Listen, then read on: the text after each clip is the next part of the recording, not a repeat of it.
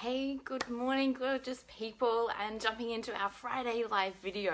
And today's session topic is all about how we make decisions every day. And I think that this is so valuable simply because when we're stuck, when we're having trouble making a decision, quite often we're swayed by the logical, analytical mind because it makes logical sense, or because we're scared of jumping into uncertainty, or scared of not having that sense of certainty in our life as well. Good morning, Sal. Lots of love to you, darling. And this can be really tricky because when we're actually making decisions from that place, quite often we'll make a decision that's actually not in the best interest for us as well. Hey Erica, lovely to have you on, gorgeous. And it's difficult.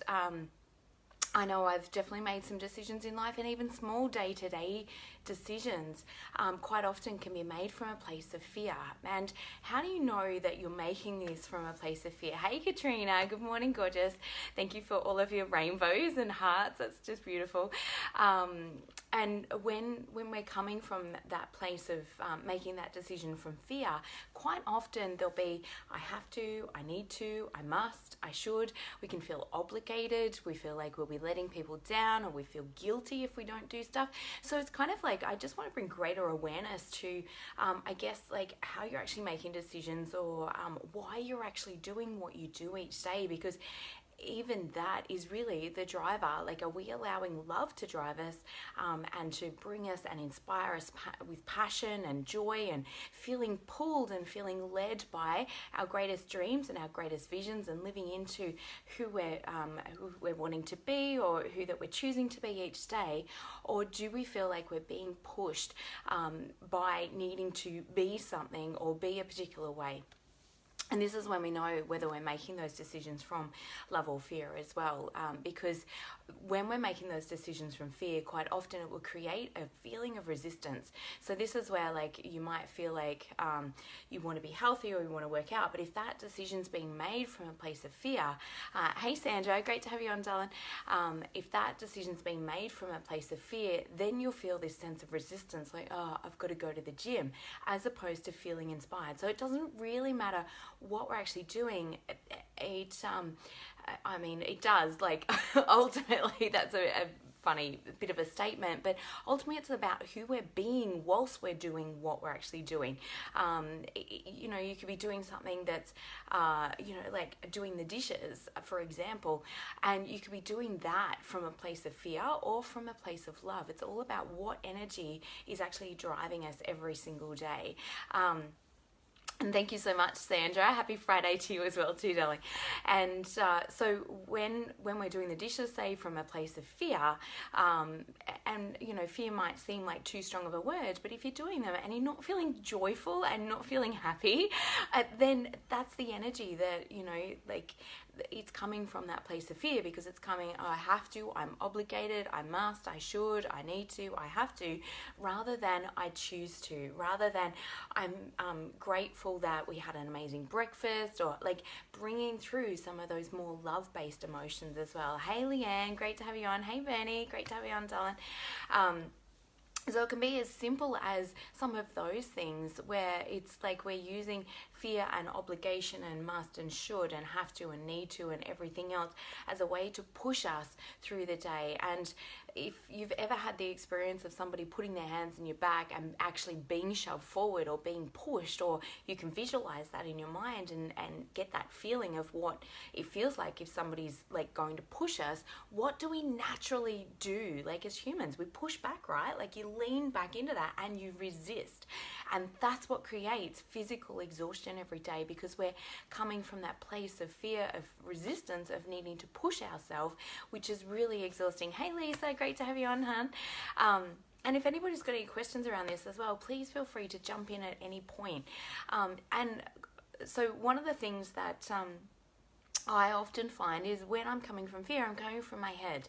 I'm in my head, I'm thinking about my to-do list, I'm thinking about everything that needs to be done, and instantly, where do we go? Like, if we've got like a lot to get done, we're going to overwhelm, or we're going to, oh my God, I just want to get it done.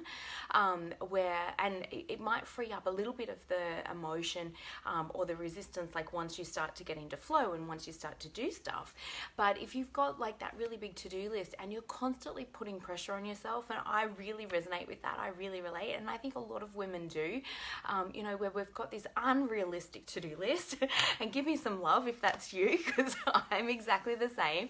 I'll sit down and go, okay, today I need to blah, blah, blah, blah, blah, as opposed to what does my heart choose? What do I really feel excited about? Or even, why do I want to do this? So when I come from the place of why do I choose to do the dishes, it can be from, because I just need to, because I like a tidy house, or but your why will always inspire you when you dig deeper. It's like, well, if I could think of a really good reason why, like a positive reason why, something that would light my heart up as to why I want to do this, oh my God, because I love having a clean house. It makes me feel amazing. I love, taking care of my family. It makes me feel like I'm being a great mum, or like whatever it is for you, but it will get you back into your heart and out of your head. And that's what releases that sense of resistance. When we're coming from a deeper reason why, where it's coming from love, not fear, then it will really free up so much physical energy for you. You'll feel inspired. You will, like, that resistance just literally drops away. So the other way that I like to move through this as well is doing the Byron Katie work, which you guys know that I often talk about that, because that also helps to release that resistance. So if I believe that I should, or I need to, or I must, or I've got to get everything done, then how do I feel? I feel pressured, I feel stressed, I feel worried, I feel scared, I feel whatever comes up.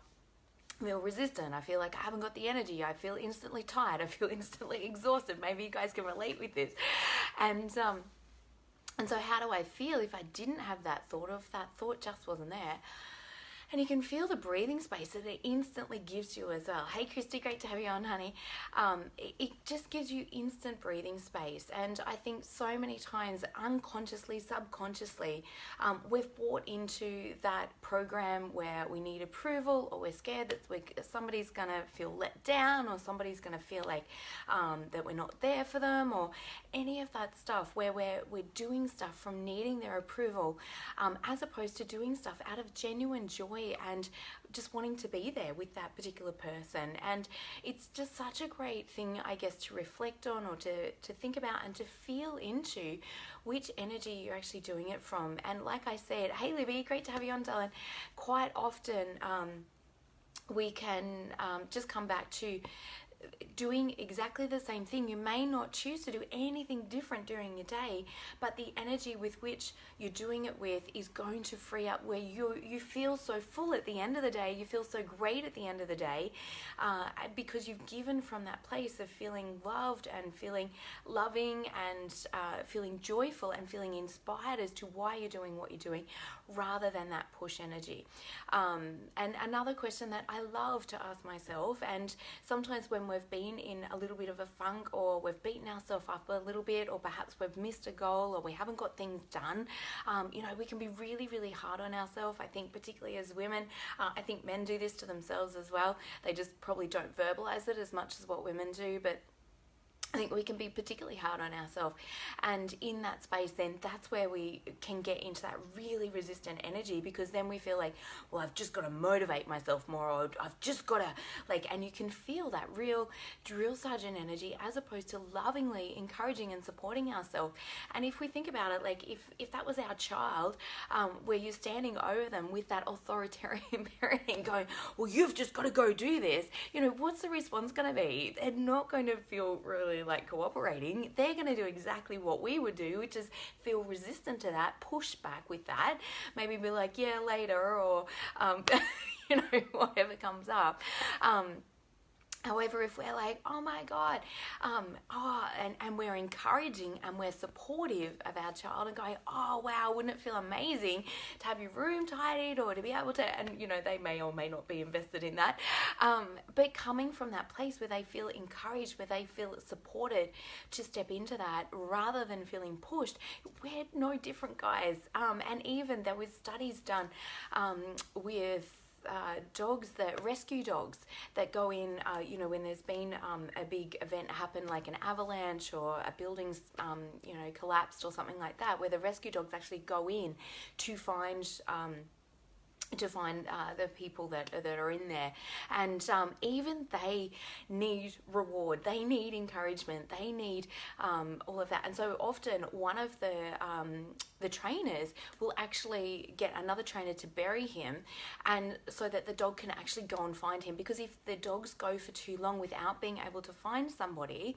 then they get discouraged, and so when they feel like they've done what feels really good for them, then they feel encouraged, then they feel supported. So like, even if rescue dogs need this, and I'm not obviously comparing us to animals or anything like that, but we're all the same. We all have that reward center, which we need that hit of dopamine, and the more that loving that we can be with ourselves, we like, and the more that we're celebrating those smaller things, then it's like it will lead on, and we become in that upward spiral as well. And then that helps us to make greater and greater decisions of that felt really good, which is coming from a place of love, right? Which then helps us to make better and better decisions for ourselves, rather than beating ourselves up, feeling terrible, feeling bad, then feeling. And if you ever yo-yo dieted or ever like started something then fallen off the wagon, you'll know exactly what I'm talking about, because we beat ourselves up for not getting there, and then feel like we've got to push ourselves or make ourselves be a particular way, rather than loving and accepting that part of ourselves that may have felt really challenged, or that may have felt guilty or bad or anything like that. So the more that we can love and accept those parts of ourselves, and it's been something that I've been working on at a deep level recently, just clearing out like deeper levels of guilt and shame and stuff like that that can come up, that's really weighs our energy down, that really weighs our overall good feelings. And quite often you might notice that you might cycle as well, where you'll be feeling really good and then you dull that back down, and that's called upper limiting. You may have heard it before. The Big Leap is an amazing book written by Gay Hendricks, which I definitely suggest reading. It talks about the 4 reasons why we upper limit ourselves, why we dull our energy back down. And, it might just be that we don't actually fully trust that we can live this amazing life all of the time as well. So quite often we might have felt like we were in a great mood, or had things where we felt amazing and incredible, and then somebody came along and they're like, they weren't in a great mood, and so then we felt bad, or then we were buying into however they were expressing themselves, and so we felt like we needed to dial that back down. Or if mum or dad was stressed and we came in and skipping and happy and singing and laughing and dancing, or any of that stuff, and mum and dad weren't very happy within themselves, then we can feel that instant pull back down. Now remember, you're going up against 95% of subconscious programming by the time you're 30. So if you've done that a few times and dulled that back down, hey Melissa, great to have you on, and pulled your energy back in several times, you've built some very strong neural pathways for that behavior. And I know for myself personally, I can end up being really hypervigilant with whoever I'm with, really hooked into, and really, if you've ever been told that you're too much of anything, or ever felt like you've been too much of anything, so too loud, too bossy, too controlling, too emotional, too sensitive, too smart, too rich, too, there's obviously like so many different things. Not only have we got that polarity around not feeling like we're enough, but sometimes we can feel like if we're too much, then that's not okay either, and it squishes us into this like little confined limited space and box where it feels like you're physically trapped, and we become resistant to everything, and that's where so much feels difficult to move throughout the day as well. Hey Lisa, great to have you on, honey. Hey Kelly, great to see you, sweet. Hey Anita, lovely to have you on too, darling. So this is, when we're squished inside this limitation of feeling like, oh, I'm not enough, so I've got to do all of this, but oh, if I'm too much, we're limiting ourselves the whole time, and we really are doing that from that place of fear. When we feel love, you will feel an instant shift in your chest, and I think so many of us, and this myself included, before I went to Joe Dispenza's, I actually didn't realize how closed down my heart had become. I actually thought that I was, living very much from an open heart, but I'd really shut all of that down so much. And this is what fear does, because when we're living from that state of fear, we'll close our heart little bit by little bit. You will feel tighter and tighter in your chest. You will feel tighter and tighter in your body. If you are exhausted or your muscles are tight, if your physical body feels tight and contracted, that's because you're living in a state of fear. And it may not be like terror.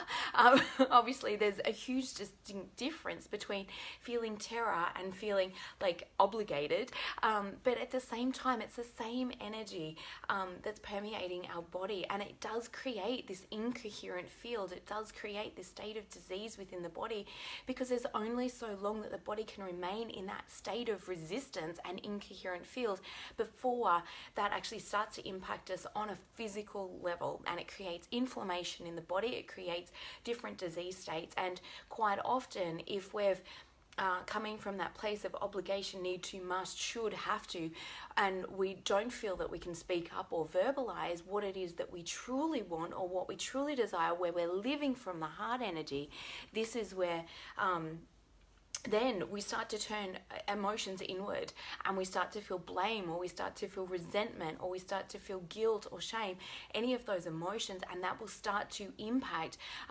literally the aura around every single one of your cells, where the energy starts to contract, not only like, and so if you're feeling it on a real physical level, like you've got tight muscles, then it's actually happening at a cellular level.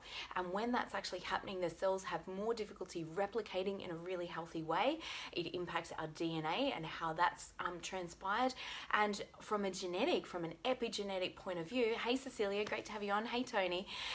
From an epigenetic point of view, what we're actually doing is the stress hormones, so the cortisol and the adrenaline that comes from pushing, needing to motivate ourselves, having to get things done and feeling obligated and all of these different things, that actually creates a stressful environment within the body, that now the gene's exposed, and it's just like pulling back a sleeve, where now this is the gene, and now the gene's exposed, and if it's a hereditary gene that's not great for the body, then that's going to instigate that gene to become active. Now, we can switch that off in an instant, literally by starting to live more from a place of gratitude and more from a place of love. And what it does is it puts the sleeve back over the gene, where the gene can no longer be expressed. If you want to find out more about this, jump into Bruce Lipton, Biology of Belief. He's got some amazing material on this, and he talks a lot about how our thoughts literally create our reality. And they've actually got measurements, scientific measurements now, where they're not only running an EEG, which is an electroencephalograph, which is like where they actually hook up electrodes to the physical skull, or like to your just to like on the outside of your skull, not on the inside, but they literally hook that up, and they can read like the brain waves, but they're actually measuring it from outside of the body. So your thoughts exist outside of yourself, and it sends it out a particular frequency, and they can measure this particular frequency. And if this is not coherent, love is the greatest coherent field, right? So the more that you're coming from fear, it creates this incoherent field, which creates distortion and inflammation and all sorts of disease.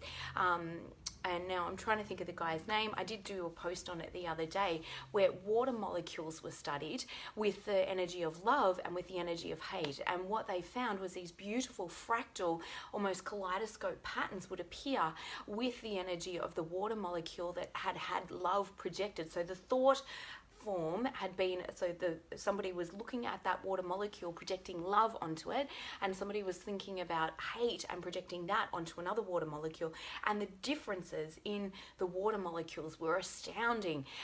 One was completely coherent. It was a beautiful fractal pattern, and the other one was just a distorted mess. So you can Google that as well and look that up. It's like water experiments. Asmari, I always forget his name, I'm sorry, Mazzaroto or something like that, or I could have that completely wrong, but it's definitely worth, hey Nick, great to have you on, darling, definitely worth checking out, because we are 70% body, 70% water in our body. So the more that we can create this beautiful coherent field, then you're coming more from creating coherence within your body. And this is what they're talking about, this is what Joe Dispenza talks about, is the heart and brain coherence. So when the two are functioning in unison from a place of love, it creates this beautiful coherent field which heals the body very quickly, which returns us to a state of ease, to a state of beingness, of being in a state of love. And so this is why, like, even the smallest decisions that you're making day to day, if you are feeling shut down, if you're making them from, I've just got to do this because somebody's going to be upset with me, then is that really loving to you? Hey Di, great to have you on, Dylan. And ask yourself that question, is this loving to me? And so there's a couple of different ways that I like to overcome, I guess, the mind or the fear, because whatever we're starting to attract, we'll attract more of, and we get into that downward spiral. So the more, a couple of different ways is just, what would I like instead? And it might be, I'm looking forward to feeling a bit more love, or I'm looking forward to feeling a bit better in myself. If I'm in a really rigid, tense, fearful state of just feeling awful, or I'm beating up on myself, how do I want to feel instead? I'd like to feel a little bit better, because sometimes it's too hard to go straight from fear to love. There's a lot of different emotions in between those two states. There's a huge difference in polarity between those, and sometimes we need to be a bit soft about the way that we're actually bridging that gap. It's too hard to go right from down the bottom right to the top. Hey Vanessa, great to have you on. And good morning, Di. And so it's really great, like, just to soften that. It could be, I need to, questioning your thought, I need to, I have to, I should. Can I absolutely know that's true? No, how do I feel? I feel obligated, I feel angry, I feel frustrated, I feel resentful. How do I feel without that thought? I feel calmer, I feel more loving, I feel open. You can just instantly feel that sigh of relief. And it's not to say that you don't still get on and do that particular thing, but you'll be doing it from a really, really different energy. And then the other thing that I love is, like, when I'm creating what it is that I'd like to achieve or create during the day, so I'll write down my list, and beside each one, it's like, why do I choose to do that? Why would I choose that? Because when you're coming from a place of choice, as opposed to feeling obligated is the energy of victim. It's I haven't got a choice in it. I have to do this thing, right? So when you can come back to choice, then your heart opens again. Then you feel more energy flowing through you, and no longer you'll have to push yourself, because you'll feel inspired by your heart's decision around why it is that you'd love to do that thing. And even ask yourself, why would I love to do that? Because your mind, your focus will go to wherever you're asking your mind to go as well. Hey Shane, great to have you on, darling. So it can be a really powerful way of just stepping into greater and greater love every single day, remembering that when you're stepping and you're coming into that place of love, and loving you is the kindest thing that you can ever do, not only for yourself but for everybody around you. How do we generally act? How do we generally live life? It's wonderful to be around somebody that's truly loving themselves and loving their life. It's not energetically draining, it's not exhausting, it's not any of that stuff. So whereas when we're beating up on ourselves, we're doing something from a place of fear, generally other people feel that we're doing things from a place of obligation, or that our whole heart is not in that thing, or not wanting to do that particular thing. And this is where life can become meaningless on some levels because we're not emotionally attached to, or we're not emotionally being pulled to what it is that we actually really desire, and we just can feel like we're moving through the motions, which just feels like, I don't know, it's like, well, what's even the point? Why bother?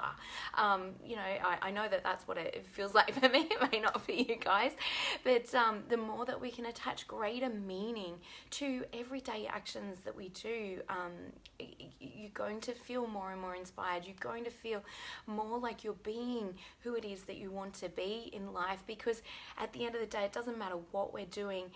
Happiness, true happiness, comes from who you're being every single day. And the greatest part of ourselves wants to express love. It wants to be loving and joyful and feeling blessed and feeling grateful, because that's when we feel the greatest in ourselves. It brings greater happiness. It brings greater physical health and well-being. It will bring greater everything, money, finances. Hey, Karina, great to have you on. Hey, Rach, great to have you on.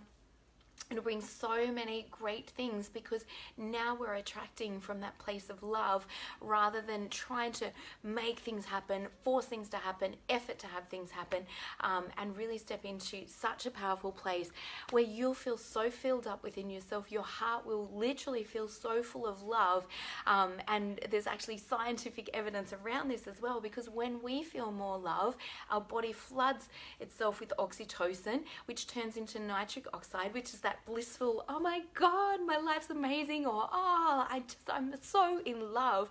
That's that pleasure state. And when nitric oxide is flooding the body, then the body actually releases endolithium vasopressin, which actually expands the arteries of the heart, and more blood fills your heart. So your heart literally on a physical level feels more full when you feel a sense of love in your life. So powerful, powerful stuff. If you've just jumped in, maybe jump back to the start. I've given some great tips on how to step more and more into feeling in that space of love, opening your heart every day, tapping back into your reasons why you choose to do something, as opposed to feeling like you have to, you need to, you should, or you must. If you feel like you've got to justify any decision, defend any decision, or you're feeling criticized either externally or you're criticizing yourself, I can promise you all of that is coming from a place of fear. It's the ego survival mind trying to justify its existence, trying to get approval, trying to get love, trying to get respect, or whatever it is that we're seeking that outside of ourselves. When we come back to that state of love, you'll let go of needing other people to be different. One of the most favorite sayings that I have for myself is, when I love me, I set everyone free, because I'm no longer needing anybody else to change, needing anybody else to be different in order for me to be okay. And for me, that is the most loving thing that I can do for myself and for everybody else, because who likes to feel controlled? I find that, not too many people like that. I haven't yet actually came across anybody that likes to feel that sense of somebody's trying to control them, or somebody needs them to be a particular way. So when we come back into our own stability, our own security, our own self-love, and come from that place, make decisions from that place, you'll be living in a much more authentic, wholehearted version of you. Hey Denise, great to have you on, and I love that. Erica, that's so beautiful. Oh, beautiful. Love it, love it, love it. That's so gorgeous. And I can feel like the resistance has really freed up around that as well, because it's like, yeah, I'm really looking forward to. So step into what's the outcome, what's the intention that you're actually setting for yourself. Visualize that as already done, and get excited as if it's already done, because that will also pull you and inspire you, rather than you feeling like, oh, now I've got to get in. And, we're generally looking at what we're fearing most, or what we don't want to create, when we're coming from that, I've got to motivate myself, because otherwise this or this will happen. And it happens all the time with gym, I've got to go, otherwise I'm not going to lose the weight, or otherwise I'm going to be not the figure I want, or I use health as an example because most people really relate to that one. So if you're looking to get into a greater state of love, if you would like an immersion experience of this as well, I'm also running my quantum manifestation retreat. It is going to be mind-blowingly amazing. I am so excited. You do not have to motivate me to do any work on this, because I'm so excited to be sharing So much great info. We're going to have some incredible experiences that literally will help you to embody this greater elevated state of being.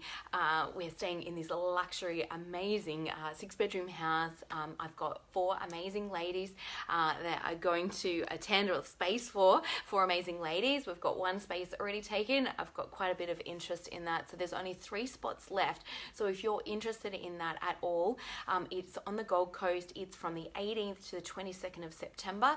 So it'll be 3.5 days, I think 4 nights. I'm just trying to add that up in my head, maybe 3 nights. But it will be such an incredible experience as well. So if that is something that you'd love to find out more about, how to really step into that state of love and maintain a much more open heart, a much more elevated state of being, overcome your old self and those older patterns that can play out, please let me know and I can send you more info. Hey Emma, great to have you on. So much love to you all, and have an amazing and incredible day, guys, and look forward to hearing what you were inspired by to do today, or to choose for yourself as well. So pop below in the comments if you're wanting to share any of that. I'm always up for lots of interaction, and would love to hear how that's changed things for you today. Have an amazing day, guys. Catch you later.